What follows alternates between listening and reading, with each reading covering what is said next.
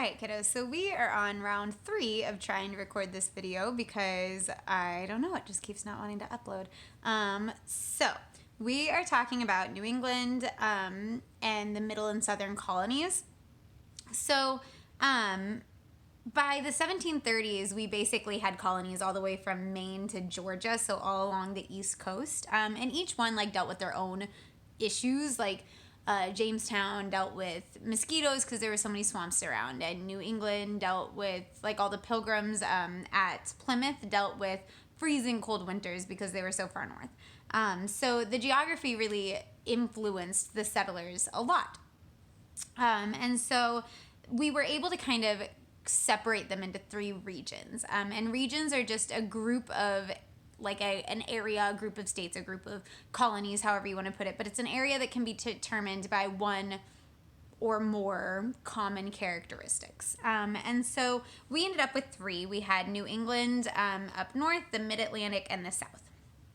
So in New England, they had really thin, rocky soil, but that wasn't that huge of a deal for them because farming wasn't their big thing. Their huge thing was really trading with other colonies. They cut down timber from the forest. They did a lot of fishing and boats and hunting whales and all of that stuff too. So that was really how they were successful. The middle colonies had a richer soil and a warmer climate than New England. Because of that soil, they were really able to focus on growing wheat to sell. They also found a lot of iron in their soil, in the ground, which was also another key resource for them.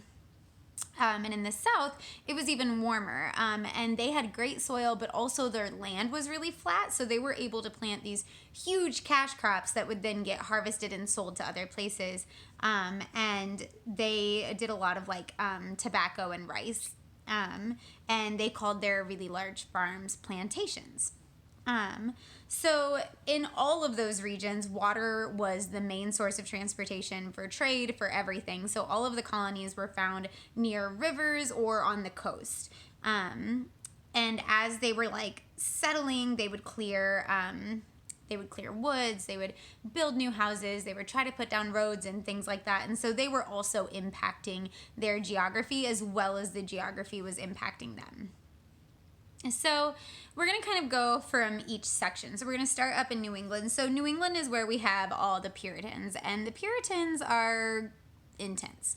And so at that point, they basically were oh, if we see empty land, it's ours. Well, the problem is that Native Americans didn't exactly set up fences or have property lines, and so half the time they were taking this land that the Native Americans really needed, and so that caused a lot of conflicts between the Native Americans and the Puritans. They loved having what was called a meeting house in the center of their town. So it was the town common area. And this is usually just a big, simple building. And they would have all of their church things in there. They would have all of their government political meetings in there. All of the decisions that were being made government-wise were made in that town hall. And so basically anybody who went to church was a man and owned land was able to vote and have a say in the politics. On the other hand, though, yes, they had a say, but the Puritans were kind of crazy. And if you did not agree with them, if there was any dissent at all, they really did not handle it well. So one of the first people that really experienced that was Roger Williams. He came to Massachusetts in 1631, and he was a big believer that people should be able to worship however they want.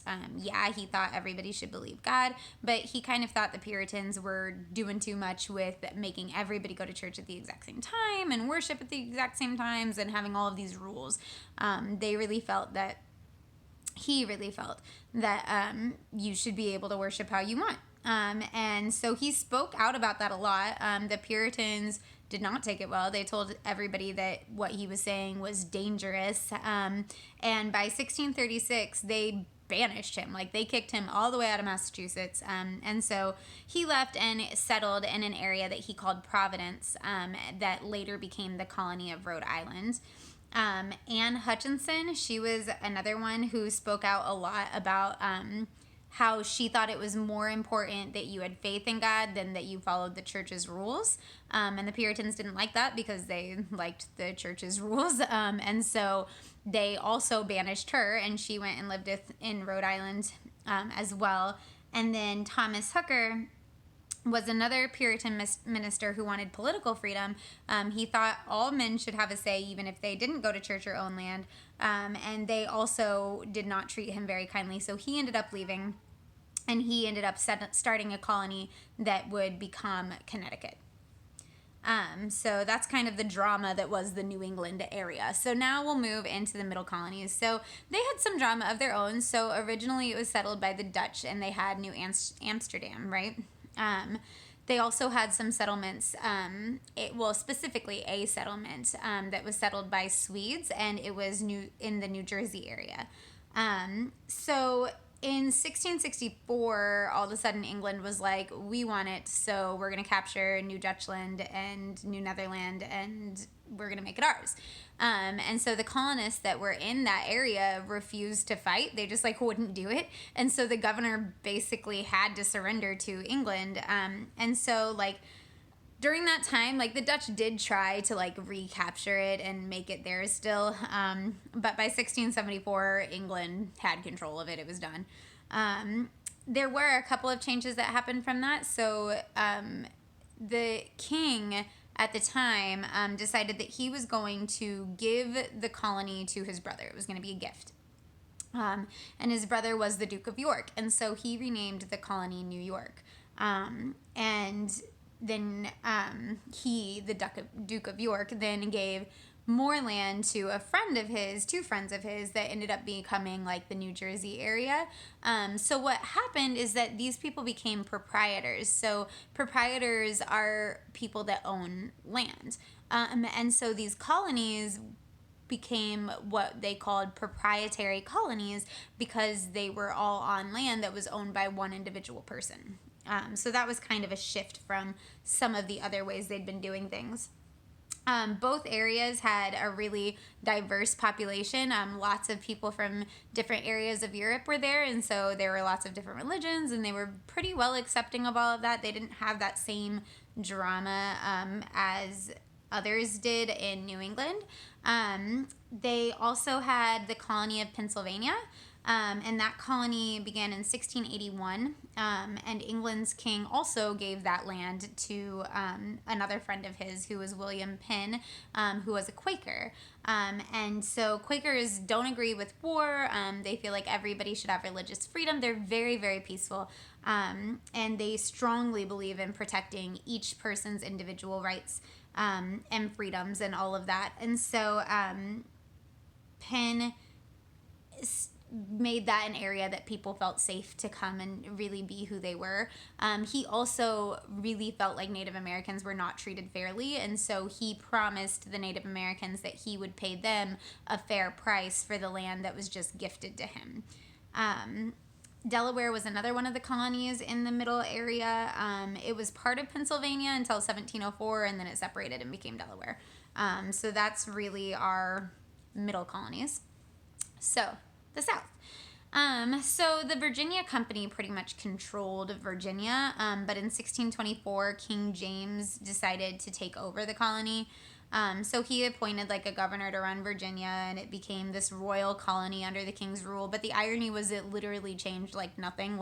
The people were still self-controlled, and they still had their government of people that still met and made all the decisions. So it really didn't change anything. But one big change that did happen was in 1632, Charles I gave part of Virginia to Lord Baltimore, who was one of his follower dude peoples. And so that new proprietary colony became Maryland. And it was a very welcome place for Catholics because he practiced the Catholic faith, which was great at the time because there were many colonies that weren't accepting Catholics, and so that really gave them a place to go to. The Carolinas also began as proprietary colonies. So at first it was just one, and it was granted to 8 supporters of King George this, or I'm sorry, no, King Charles II.